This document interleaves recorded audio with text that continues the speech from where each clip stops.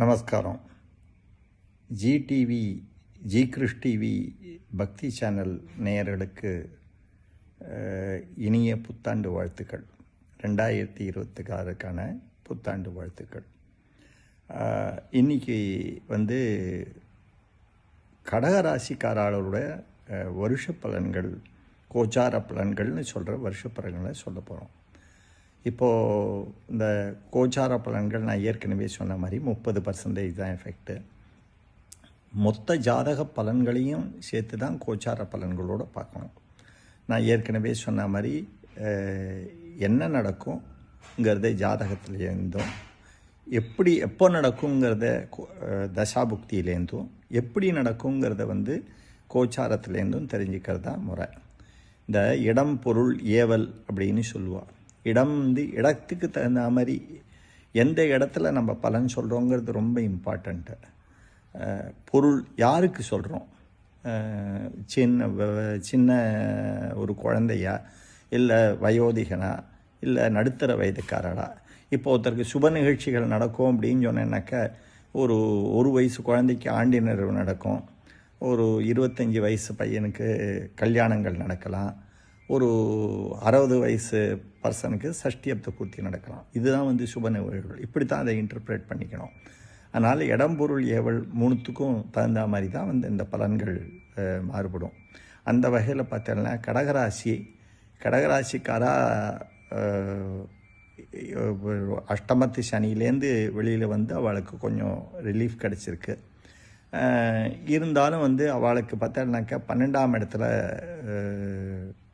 குரு இருக்கார். இந்த 12ஆம் இடத்து குரு தனகாரகன். அவர் 12 விரயஸ்தானத்தில் இருக்கும்போது சில விரயங்களை கொடுப்பார்.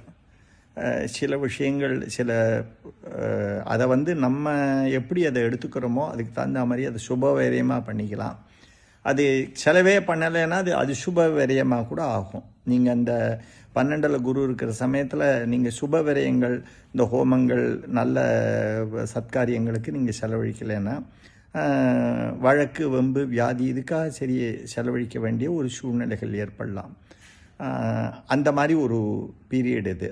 பட் இந்த சிச்சுவேஷனுமே கடகத்துக்கு குரு வரும்போது குரு உச்சத்தடைகிறார். அது மாறும், அவளுக்கு இருக்கக்கூடிய பிரச்சனைகள்லாம் தீரும். அண்டு 9ஆம் இடத்துல சனி இருக்கார். 9ஆம் இடத்து சனியுமே சொத்து சம்பந்தங்களில், பூர்வ புண்ணிய சம்பந்தங்களில் அதெல்லாம் பிரச்சனைகளை ஏற்படுத்தும். ஜூன் மாதத்துக்கு அப்புறம் குரு இந்த சனியை பார்க்கறதுனால நல்ல திருப்பங்கள் ஏற்படும்.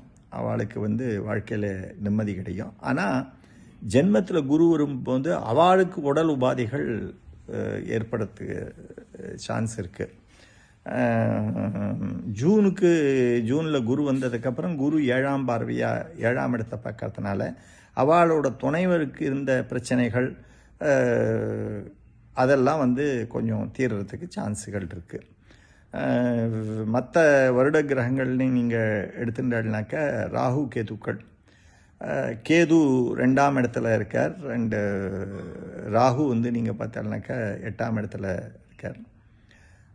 இது ரெண்டுமே சில பிரச்சனைகளை குடும்பத்திலையும் வாழ்க்கையிலையும் ஏற்படுத்தும். பட் ராகு கேதுக்கள் வருஷ கடைசியில் தான் அவள் பெயர்ச்சி அடைகிறா. அது வரைக்கும் அவள் கொஞ்சம் பொறுமையாக இருக்கணும். எப்போ கஷ்டங்கள் வந்தாலும் கஷ்டம் நல்லது நடந்ததுன்னா நம்ம கடவுளை தேங்க் பண்ணணும்.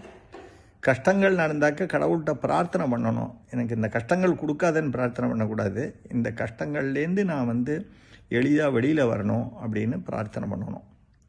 அப்படி பண்ணும்போது கஷ்டங்களுக்கு நிச்சயமாக நிவர்த்திகள் உண்டு. கடகராசிக்காரர்கள் எல்லாரும் சிவ ஆராதனைகள் பண்ணணும். சந்திரன் அதிபதி. சந்திரனுக்கு பிள்ளையார், சிவன் இவா 2 பேரையும், பிள்ளையாரை கேதுவுக்கும் அதிபதின்னு சொல்கிறா.